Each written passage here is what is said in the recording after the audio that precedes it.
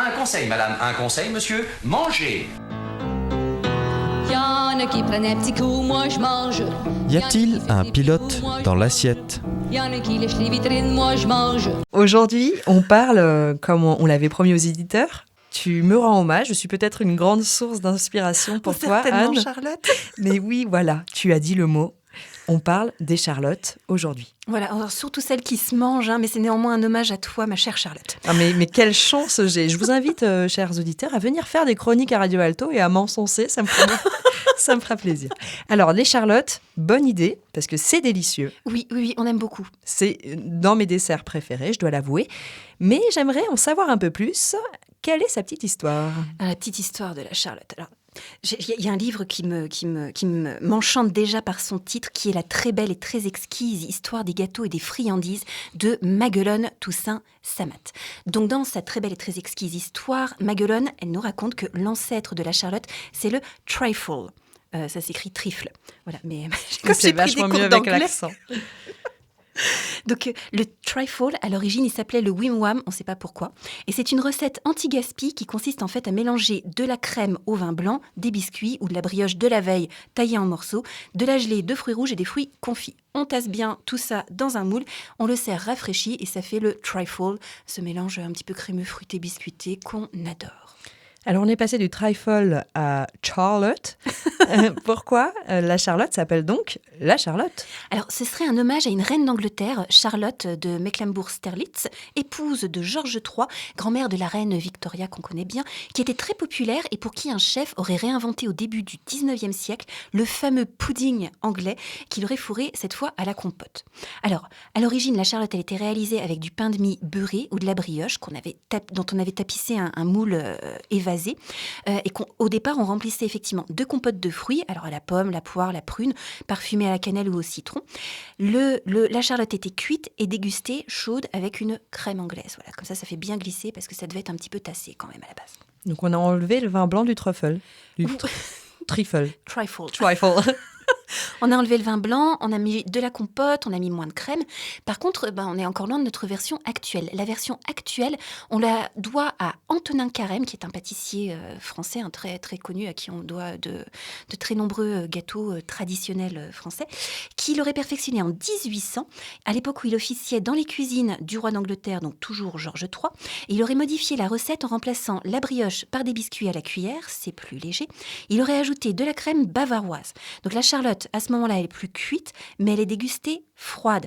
On l'appelle alors Charlotte à la parisienne et ensuite on l'a appelée Charlotte à la russe après que Antonin Carême ait rejoint les cuisines du tsar Alexandre et qui les fait un petit peu de flatterie. Voilà, les mots me reviennent. Ah, j'en suis bien aise. Alors, effectivement, la Charlotte a un sacré historique derrière elle, mais quelle est la version, le b.a.-ba de la Charlotte actuellement ? Alors, le b.a.-ba, c'est la crème bavaroise. Donc, la bavaroise, c'est une crème mousseuse qu'on va préparer sur la base d'une crème anglaise. Donc, c'est cette crème fluide à base de lait, d'œuf, de sucre, qu'on va coller avec de la gélatine, c'est-à-dire pour la faire tenir, pour la faire gélifier, et à laquelle on va ajouter ensuite de la crème fouettée pour l'alléger et lui donner une texture aérienne. Parce que oui, en pâtisserie, on allège avec de la crème, ma chère Charlotte. Et c'est une diététicienne qui nous le dit en plus, super. Diététicienne et pâtissière. Les biscuits à la cuillère, donc ce sont ces biscuits moelleux allongés qui contiennent beaucoup de sucre, un petit peu de farine et de bons œufs. Alors, au moment du dressage, on va les dresser avec une poche à douille. Soit on peut les dresser un par un avant la cuisson, ou les dresser suffisamment proches les uns des autres pour qu'ils forment une sorte de cartouchière qui va donner après cuisson une bande cannelée qui va être facile à manipuler pour tapisser le moule. Alors une alternative aux biscuits à la cuillère, c'est les biscuits boudoir, qu'on appelle aussi les biscuits champagne, qui sont plus secs, moins larges et que je trouve quand même sacrément moins faciles à manipuler. Donc moi je préfère quand même les biscuits à la cuillère. Oui, j'ai un peu bugué là parce que en fait, tu fais tes biscuits à la cuillère toi-même. Ça arrive, D'accord. la plupart du temps. Très bien. Voilà, donc ce que je ne fais pas, mais j'essaierai un jour. Voilà, un jour où tu as envie de t'amuser.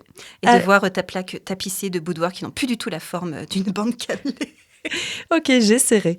Donc ça, c'est le b.a.-ba de la Charlotte. Et ensuite, les versions qui sont célèbres, qui sont connues des Charlottes, c'est lesquelles ? Alors la Charlotte aux fraises. Évidemment. Voilà, qui a été popularisée par le personnage de notre enfance, la charmante Charlotte aux fraises de nos livres d'enfance.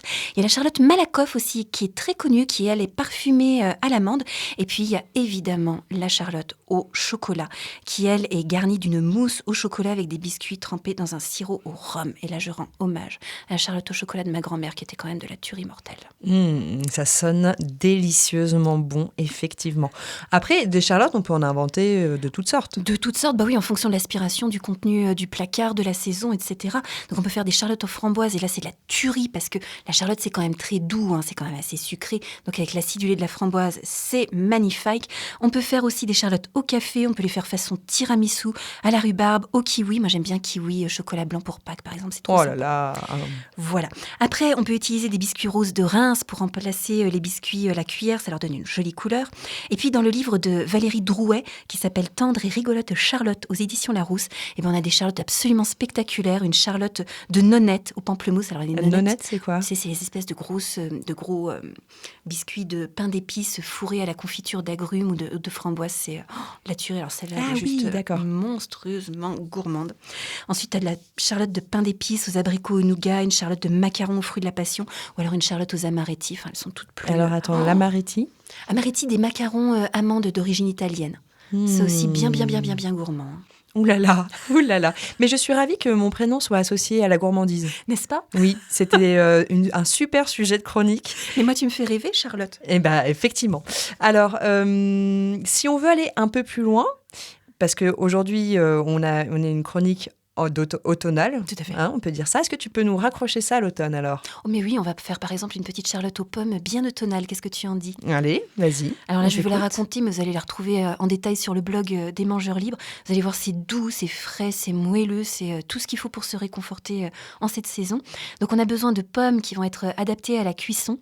On va avoir besoin de poires aussi, parce qu'on va faire un petit mélange pomme-poire. Il nous faut du bon sucre complet, des biscuits à la cuillère. On peut les acheter tout faits, c'est encore plus... Merci. Cocoon pour la saison d'automne, si on a envie. Un soupçon de calvados, et moi j'avais découvert le calvados à l'occasion de cette recette, c'est de la tuerie. Et puis un petit peu d'huile neutre dont on va avoir besoin juste pour huiler le moule. Donc c'est facile, on va faire une compote avec les fruits coupés en gros morceaux et puis poudrés d'un petit peu de sucre complet. On va faire avec un jus pomme-poire dans une coupelle un mélange avec quelques bouchons de calvados. On va bien imbiber nos biscuits dedans, on tapisse le moule, on garnit avec la compote et on alterne avec des strates de biscuits. On laisse prendre au froid, c'est de la tuerie. Combien de temps au frais, justement ? Au moins 2 heures. Voilà, pour que ça prenne bien par sécurité une bonne nuit. Voilà une belle recette pour ce mois de octobre peut-être déjà. Ouais, on est déjà en octobre. Merci beaucoup, Anne, de nous avoir fait partager tout ça. Et bien sûr, on retrouvera tous les liens nécessaires sur le site, sur le podcast radioalto.info dans les chroniques d'Anne. Absolument, très cher, et merci pour cette inspiration bienvenue. Eh bien, écoute, si je peux t'aider, Anne, c'est quand tu veux. La semaine prochaine, attention, on change de registre et on parlera d'oignons. À la semaine prochaine.